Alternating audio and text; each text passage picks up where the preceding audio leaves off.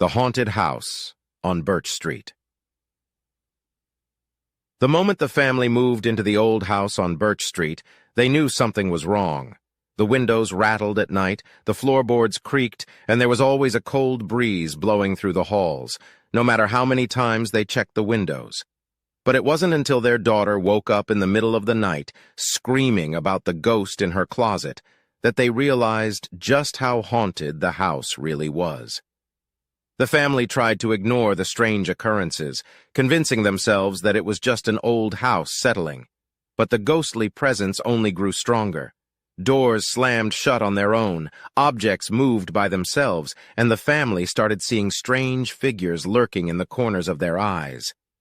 It wasn't until they found a hidden room in the basement that they learned the truth about the house. The previous owner, a madman who had been locked up in an asylum, had used the room to perform twisted experiments on his victims. The walls were covered in blood, and there were strange symbols etched into the floor. As the family tried to leave the house, they found that they were trapped. The doors wouldn't open, the windows wouldn't budge, and they were trapped in the haunted house with a vengeful spirit. The ghostly presence grew stronger, and the family members started to turn on each other, their fear driving them to madness. In the end, they realized that the only way to escape was to confront the ghost head-on.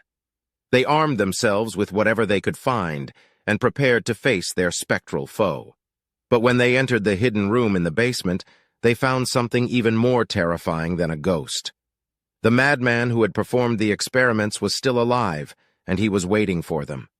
They fought for their lives, but in the end, only one member of the family made it out alive.